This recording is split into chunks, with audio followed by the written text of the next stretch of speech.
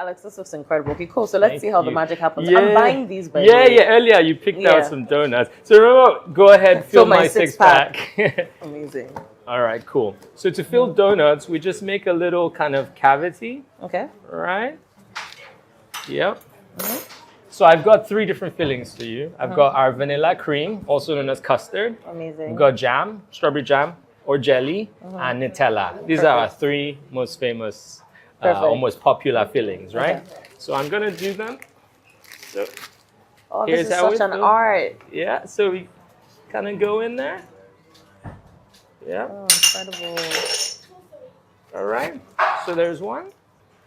You know, this is actually such an art, and I feel like I just come and I'm like, oh yeah, can I have my donuts? And no one pays attention to like the details and the artistry behind Right? this.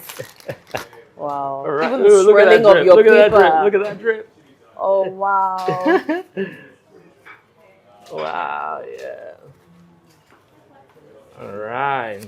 All right, this is my favorite part, actually. Oh nice. This is actually my favorite The part, icing right? sugar. Yeah. Oh, Literally the look at icing that. on the cake. So I don't think I get tired of doing this. So yeah, there you go. Thank you. Oh, look at that. This is beautiful. Okay, I know who I'm Yeah. going to gift this to. Maybe the camera team. Maybe not. We'll see. I think they've earned it. I think they've earned this. Thanks so much for coming. Oh, Zeph. thank you, Alex. And It was also good to have you on the show. I had an amazing, It was amazing amazing. time. That's it.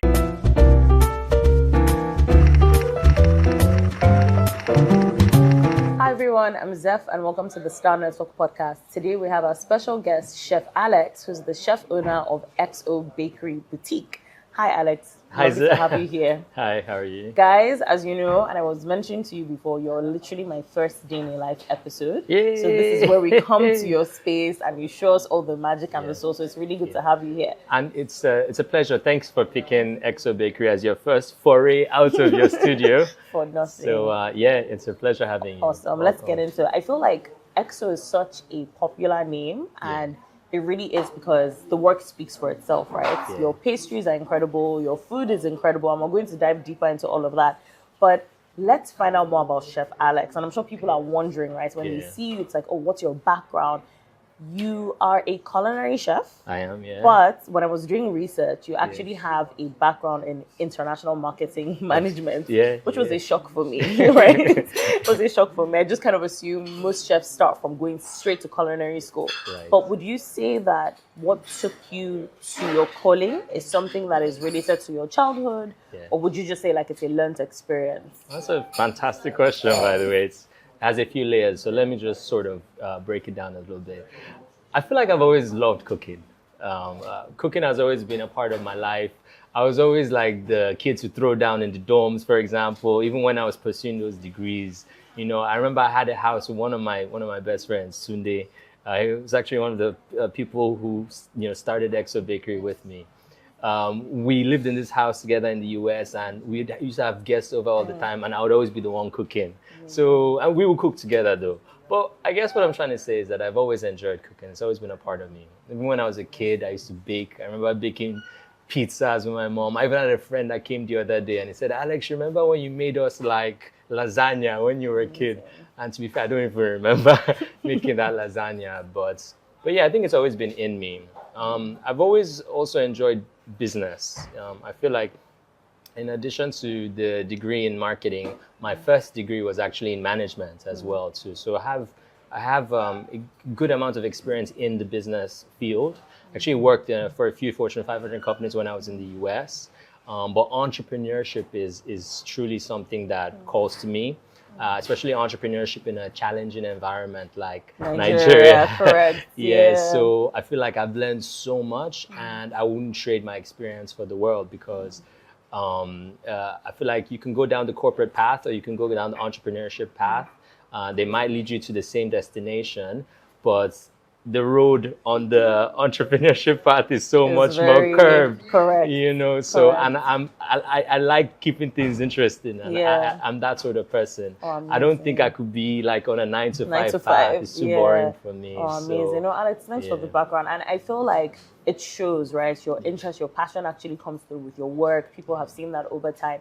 And I really love that you touched on your business experience because I think most people who have I don't know, whether it's a business experience or an engineering experience, they may sort of limit or box themselves to doing the things that they're really passionate about. So whether that's in fashion or like culinary arts, for instance, in yourself.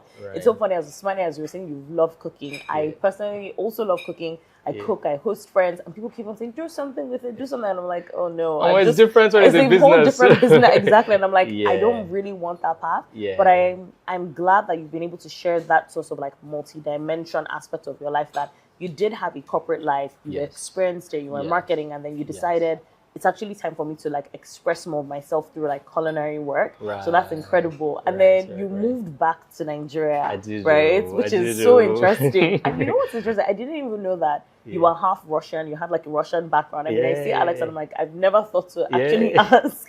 But what was that thing? What was that light bulb moment for you that is when you decided it's actually time to go to Nigeria? Because when you went from your international marketing degree, that was in Scotland. That was in that was even in Scotland. Correct. Then culinary school in Canada, in Vancouver. Completely different spectrums. Exactly. Absolutely. So going from Scotland to Canada and then Nigeria, it kind of feels like you've gone through like a lot of life experiences. Absolutely.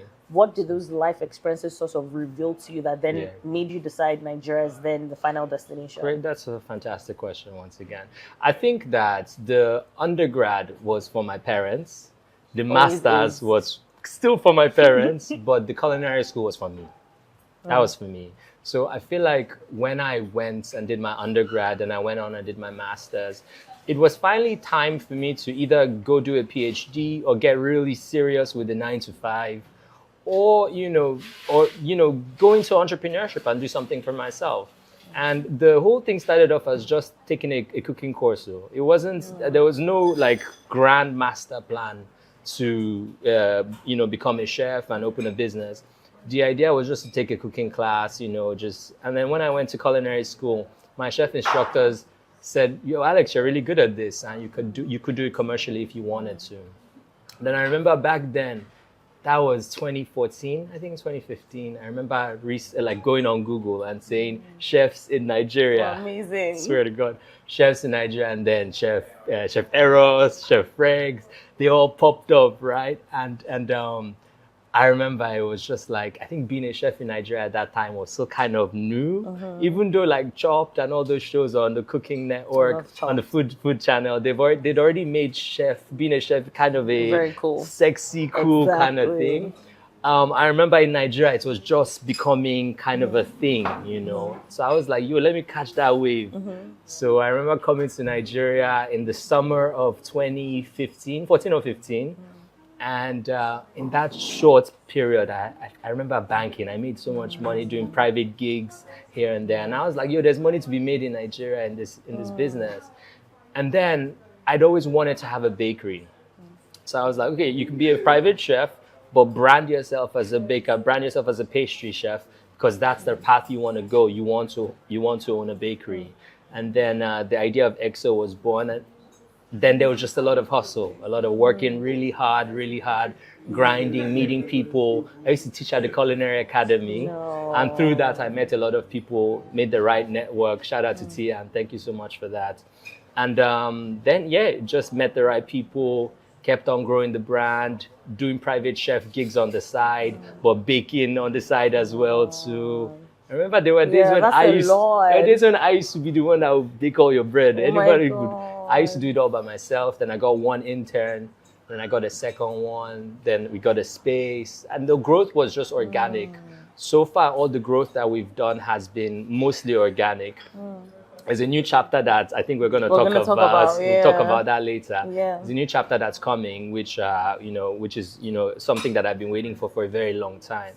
But I guess the short answer is there was not really a master plan, but everything that I've done, every step that I've taken along this path, every piece of education that I've received has informed this final decision of where we are right now. Alex, that's incredible. And I like how you've been able to just show the progress from doing the research, going to culinary school, and you've also just emphasized the power in which someone can actually speak life into your idea. Indeed. So someone being able to identify, Alex is very gifted in this space and very talented, and then tells you this is something that you should pursue, I think sometimes a lot of people need that.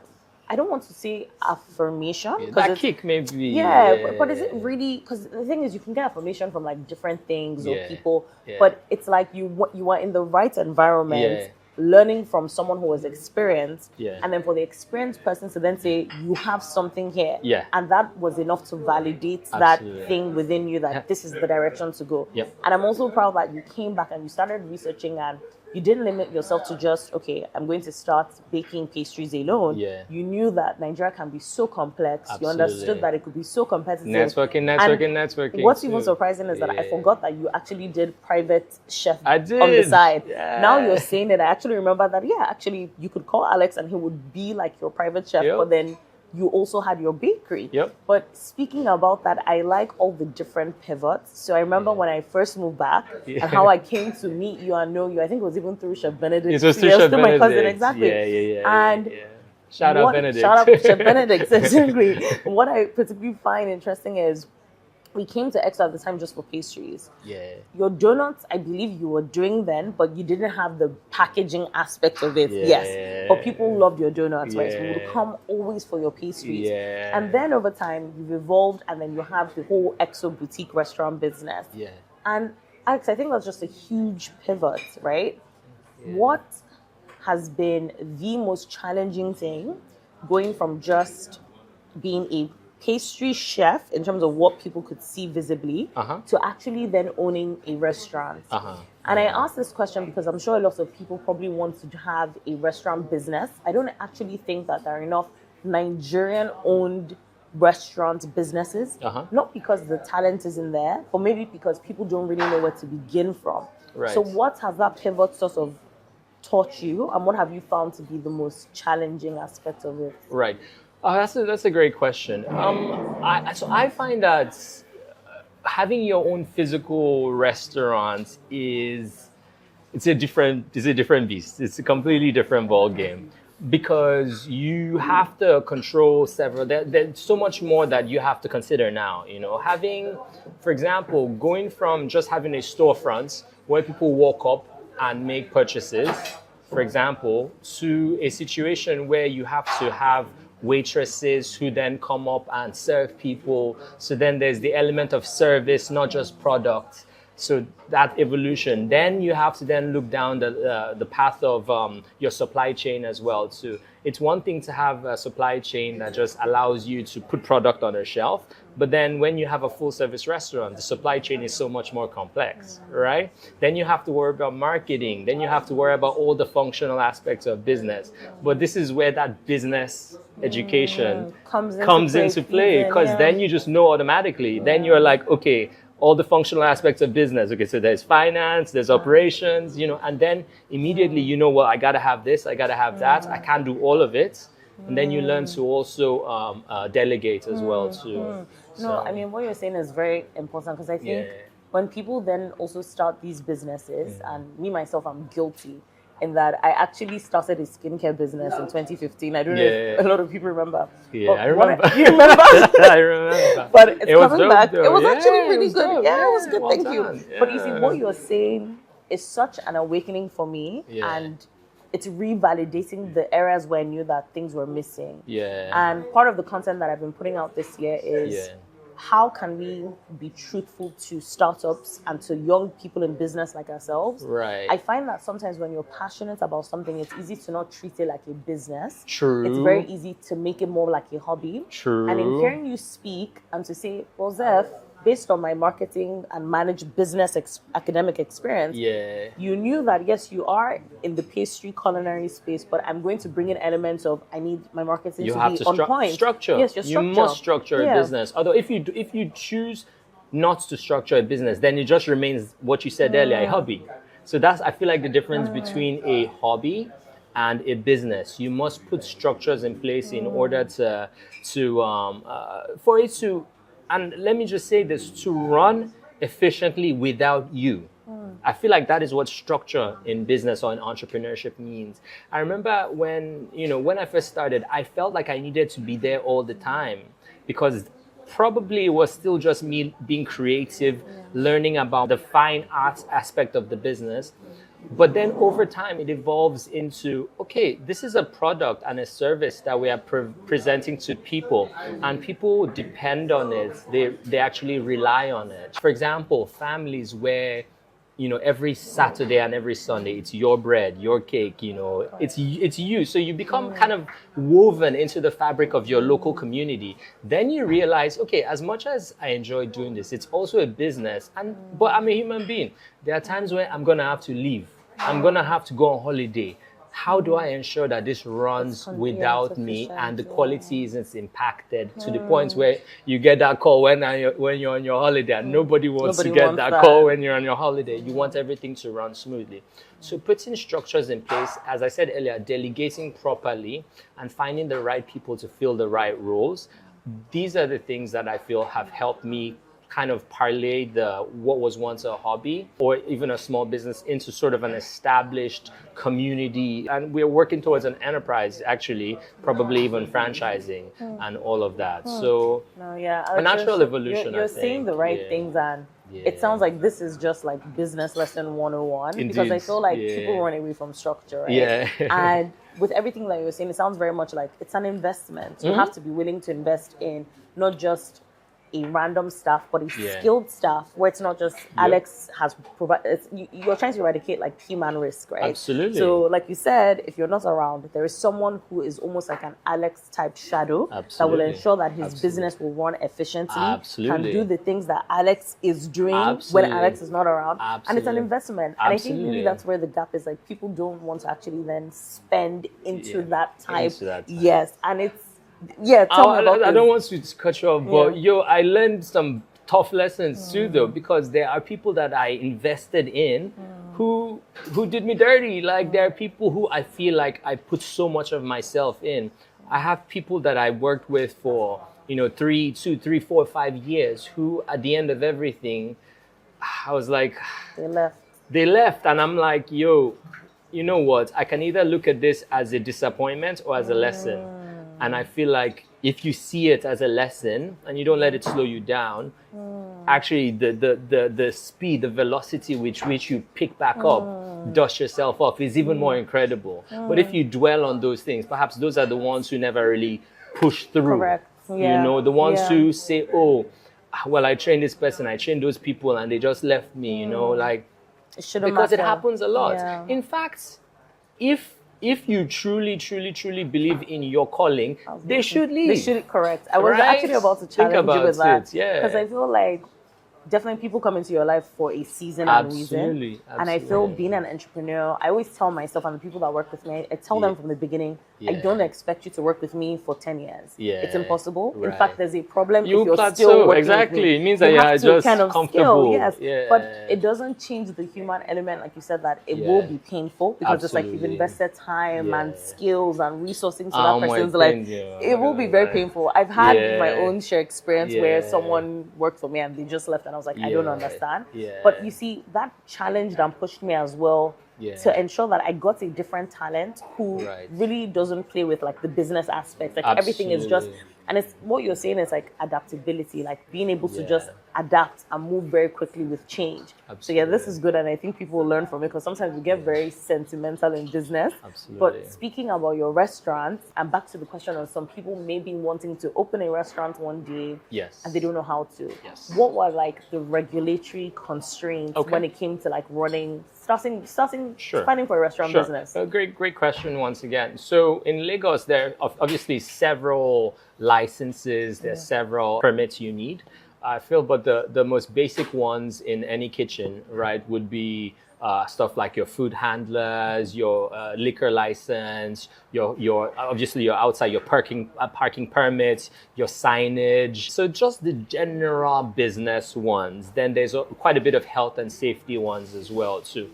But above and beyond those, finding the right way to incorporate your business is a huge one.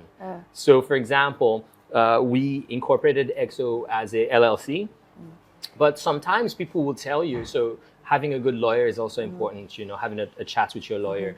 you might not need to incorporate as an LLC when you first start. You might incorporate as an enterprise. You know, it means that there's fewer requirements from the federal government, from the state government in terms of what you have to submit, in terms of your external audits and whatnot. But we structured as a limited liability right from the beginning. So we've always had to work really, really, really, really hard in keeping our books. So our bookkeeping is excellent as well too. And that's because in the long run, I have big hopes for XO. I want us to be able to franchise XO, and I want to be able to go back, 10 years and look and see that, and whoever comes in and buys franchises to be able to say, wow, these people were serious from the beginning and they've done it properly. Yeah. So I guess know where it is you're trying to go and use the tools around you to get there. Yeah. Don't jump steps and don't take the easy path because it's the path of least resistance. Every decision you make should be in line with your ultimate goal and where you see yourself in 10 years, 15 years, 20 years. No, Alex, I like that. And I like that you've essentially started as where you see yourself in 10 years. Absolutely. Like everything you're saying about like the license requirements. Yes. And I can imagine how initially starting as a small business, some people may assume it's fine, I'm not a big business yet, so I can skip this part. Right. But what you're saying is start the process as if you are that big business, and then it makes everything easier in the future. 100, like your trademarks. Like the XO, this logo is trademarked. Correct. In Nigeria. So even those little things where, you think, I'm a small business, let me just skip this. Then, 5 years down the line, somebody is producing based on your stuff. You know what I mean? So that's very it's valid. important to dot your I's and cross your T's and be serious. I think you only be taken as seriously as you present yourself. So present yourself as a serious business person. And you'll thrive. Thank you for that. It's a very valid reminder, very important, and I think it's very overlooked. So I'm glad that you highlighted that this is something for us creatives too. I feel like it's very creatives, easy to overlook. You don't think about it. You don't think about it. But I'm happy that you're bringing in that business element, that these things are actually very fundamental. Yeah. But back to pastry, and I should have actually mentioned this in the beginning when I first walked in. Now, Alex, your donuts. I know that you can't actually share why that's such a cult fave.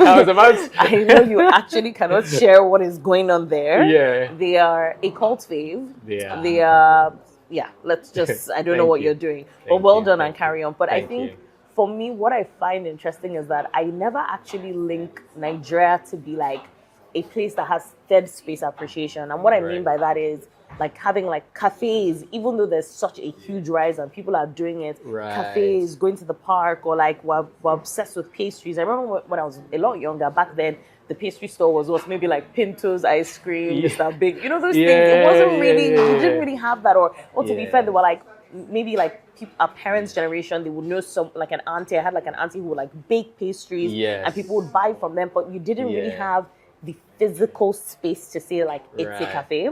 Speaking of pastries. Amazing. I know it looks really incredible. But with your donuts, how have you been able to sustain the brand loyalty aspect of it?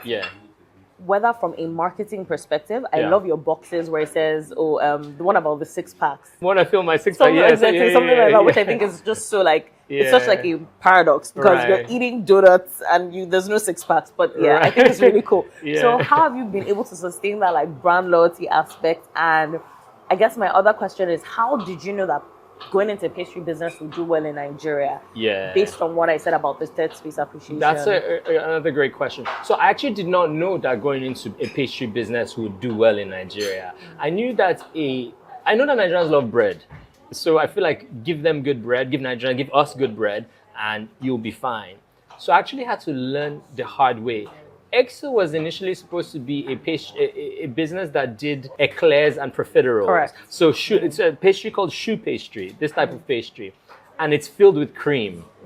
And then I learned the very hard way that Nigerians generally don't like cream-filled stuff, cold cream-filled stuff. Custard fillings, jam fillings in donuts, sure, but not like cold cream-filled stuff. So I remember having to pivot very quickly. So along the lines of, how did you know it was going to be successful? We didn't know. I just followed. I followed the trend. Like I tried donuts. Okay, it was well received. Stuck with the donuts. Kept evolving the donut recipe. tried profiteroles, they were fine, but they didn't do as well. Tried ciabatta, tried different types of bread, only like sourdough and brioche stock. Then I limited my offering to just those breads, and then kept working on the recipes, making them better. I feel like there's a phrase for it, core competencies, right? In business, like I focused on my core competencies initially rather than try to be a jack of all trades. Because I feel like there are many restaurants where they offer so many things, trying to capture a bit of the market. And you can't even identify what the restaurant is about. You don't even know what it is. I feel like when you say XO, people know, okay, donuts, good pastry, nice bread, brunch, like you immediately it conjures up. I like that. And we also followed a very niche, like a differentiated marketing strategy where my focus has always been on branding and quality. So for example, we've always offered the donuts. I feel like one of the reasons why they are still so popular is we never compromised on the quality. We never changed the recipe. You know what I mean? Even recently with the inflationary wahala that we've had to deal with in Nigeria over the course of the last year or 2 years, it would be easy to say, oh, let's substitute this for that. But no, we still use 100% French butter. But this is my quick request. I don't know if there's any Nigerians out there, any dairy people. Please. Anyone who can make good butter, please. We're looking for butter. Please, we're looking for good why butter. Why don't you take on that responsibility to make the butter? I wish so. Making butter is quite challenging. You have to know about ranching. You have to know about cattle rearing. You have to know about dairy. You have to know about supply chain. And I love you saying, but I feel like that's something you can do, especially because you see where the gap is, where the problem is. You've already started with pastry. Butter is essential. I feel like if there's anyone to solve it, then it's you. Me, So why not take on the challenge? Well, I've tried to do it with milk. I'm from Ibadan, right? I didn't know this. So that's where I was born, and that's where my family house is and stuff like that. So, there's like Fulani people that raise cattle outside of Ibadan. So I even went there. I went to look at like the logistics for like milk. I used to get weekly milk supplied. I remember Benedict and I used to look at milk a lot.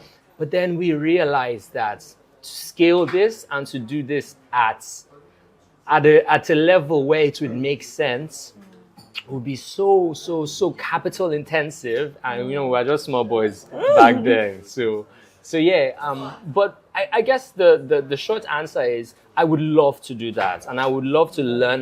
That could be the evolution of Chef Alex. Correct. Who knows? Once the restaurateur, it could also be an industrialist. No, correct. Why not? Correct.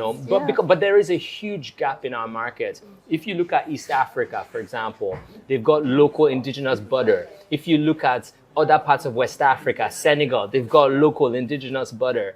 And though we've got cultures in Nigeria that have huge traditions of cattle rearing, for some reason we haven't hacked that whole dairy thing where we store dairy, we process it, and we add value to dairy to turn it into all these things that bakeries need all around the country. I really hope that somebody solves that problem soon. I hope that somebody the problem is you, to be honest. No, but Alex, you've shared something that is very important.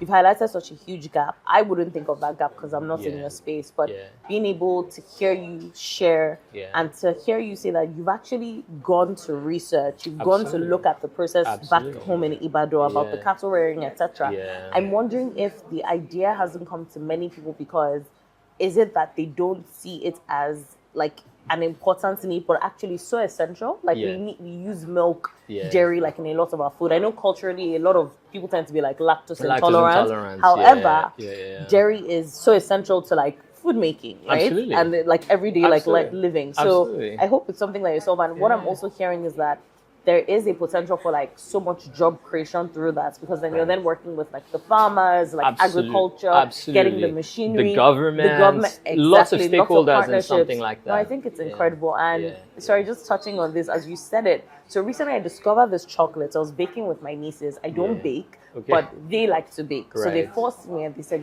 as Kenya, we have to bake. I ran to my neighbor's house, who's a really good baker, and I said, you need to teach me this thing. In one day, she showed me what to do. She taught me how to make banana bread. Okay, nice. So I went to the grocery store to go and buy my ingredients and chocolate chip cookies. Yeah. And when I was looking for chocolate chip cookies, I found that this brand, and I should have gotten it, but it said chocolate made from Nigeria. Oh, wow. And I was so impressed. And I feel Nice. like when I see things like this, I'm like, Yeah. Nigerians are getting it. We're doing things that Yeah. are very different. Yes. The same way when people say, well, Was it Luscious? I don't know the We've name. got a few domestic. Oh, There's that's incredible. June, I know, there's I've heard of June, June, there's correct. Luscious. There are a few chocolates. It was chocolatiers in incredible. Nigeria. And I just feel like these are the kind of things that should be like well branded and we can Yeah. export. When people are saying, oh, they're going to Switzerland to get chocolate. Yeah. But how about Yeah. the chocolate from Nigeria? So oddly, I don't know if you know this, but for example, Ghana, I think Ivory Coast, a few West African countries are really trying to reshore the value added aspects of cocoa production. Because right now what they do is they grow cocoa beans, right? And then the cocoa mass, like the stuff that they used to make make the chocolate is exported to like Switzerland, to here, to there. Then they add value, mark it up by 900%. And for the longest time, they've been trying to reshore that back to Ghana and to Ivory Coast, but it's caused so much. They've expended so much political capital to do stuff like this because the big boys of chocolates, they're not gonna allow. If I control that much money, I'm not gonna just allow any guys to just come like in. The world is just getting to a place where like Africa must support Africa. Absolutely. And as much as like we've done all these things, the lesson still remains that we are where we are because we don't support ourselves. We don't trade between ourselves. Like what you said, like how can an African country that is abundant in a natural resource be tied, hand-tied by a Western country? To the West. To me, that idea is just still so foreign. Exactly, in my world, in my mind. Yes. So I feel that there's just so much opportunity, and it takes people like you who's in this space. You are very educated about the entire value chain to actually do more like, I don't know what the word is, but it's like, whether it's like customer education or policy education, speak up about it, because it's so funny. I feel like even this interview is like taking a whole different route from what I just thought, but I'm learning so much from you, Alex, in this discussion. I'm sure someone in the audience too will learn, and I hope someone who's equally identified these gaps will reach out to you, because there's a lot of thought leadership that is necessary in this space to help people. But well done. Agree. But Thank you just so moving much. on, so 2 more questions and then we'll close. Okay. What is the most exciting thing for EXO Bakery this year that you're really looking forward to? I'm okay. So we've been working on our own. I call it EXO Bakery's permanent home. So up until now, most people know EXO Bakery as part of existing within other businesses or within other buildings, at 2 or 3 different locations before. But finally, we've got our own space and we've been working on it. And finally, maybe sometime in Q2 this year, or maybe early Q3, we will move into our permanent home. So it's going to be a cafe, restaurant, members club. Amazing. We're going to cater to everybody. So it's going to be kid friendly. It's going to, you can bring babies. You can have, it's going to have co-working space. So it's going to have like an outside area. It's going to have a members club. It's just going to have everything. Amazing. And it's going to be an evolution of EXO's ethos, which EXO's ethos has always been to provide luxury, affordable luxury to people. So accessible luxury is what I like to call it. So come and get stuff that is high quality, but it's still accessible to everybody. You can come as you are. When it comes to EXO, people don't think about, I need to be dressed up, this certain way, or I need to. No, it's just I need to grab this stuff. I need to be chilled. I need to be in a relaxed environment. And I feel like this new place is going to really be the embodiment of all the lessons, the lessons I've learned, all the lessons that we've learned over the last time. Amazing. 5 to 10 and I years. really like the diversity of what it is you're trying to do. It's like capturing different people, from like the people who just want a space to co-work to the people who are just, I'm rushing to go to work and just grab my EXO coffee and my donuts, or even what new you moms said, new meeting moms. over. I was just about to say, exactly. Let's have because I feel like this conversation with friends who are new moms, thank you. They feel like there's not enough like spaces. So the fact that you're thinking that far and being futuristic about what is missing. Like it's still part of like the third space culture. The parks, the cafe, the gatherings where like mothers can come together and they tell their children, oh, there's a play pad over here. But no, it sounds very exciting. Is there a timeline that you're willing to share, or should people just wait and see? Is it this year? It's this year. It's this year. Okay, so that's more than enough. So It's people this should year. just look out for Exo Boutique Bakery this year. They're coming in strong. For sure. Great. So, for Alex, sure. what keeps you grounded? It feels like, you know, you've shared so much about your passion for pastry. You've shared about how you pivoted. You shared about the lessons, the business contribution, why it's so important to take things seriously from the start. But I think when people look at entrepreneurs, it looks very glamorous. But the reality is that you probably are always tired and burnt out, right? That's just the reality. What keeps you grounded? I feel like, first of all, my love for what I do, my love for the culinary and the pastry arts, first of all. Then my love for, it might sound cliche, but my love for Nigeria. Like I feel like there are a few of us who moved back here, who came here. You know, like when I moved from Vancouver to Lagos, there are two, you cannot tell me two more different cities in the world. Vancouver, Canada, and Lagos, Nigeria. I remember the all-out assault on all my senses when I moved back to Lagos. You know what I mean? So, but I love it. I love that it's exciting. Every day feels new. You feel like there are problems that you can immediately solve, and you can see the results of your hard work. It's like right there. Being anywhere else in the world, you're part of a big, machinery, and you're just a cog, a little cog. But here, you can be the entire machinery. And I think that I would be remiss to say that I would be willing to trade that up, even if it means more comfortable life, or, being in a place where things are, very predictable and calm, your quality of life is higher. I like the fact that we are the ones creating the Nigeria of tomorrow. Yeah, I like that. And I feel like that is what keeps me grounded. I feel like I'm in the place I'm supposed to be in. No, I completely align with that. And it's so interesting that you're sharing this, because it's something I strongly believe in. I feel like wherever there's problem, there is so much abundance of opportunity, because 100%. Where the problem is where you're going to actually find solutions, where you're going to find innovation, where you're actually going to wealth create, right? So you said everything, and equally to you, it's why I do what I do with my podcast. So hearing you actually share this, you have to actually love the environment in which you're in. And Nigeria, like 100. You said, it's a love-hate scenario, but you must fundamentally love it. You must fundamentally see beyond issues to say, but I can actually solve this, right? So I like that you shared that. Alex, it's actually been super great. I'm sure people are going to learn so much beyond just, Chef Alex, hello, I'm here to get a donut. You shared a lot of business lessons, so this is very exciting. I'm still going to show you about donuts. Exactly. We're going to do demos. We're going to do the demo now, but I'll just round this up and then we'll move into the demo. So guys, you've heard from Chef Alex about starting Exo Boutique Bakery,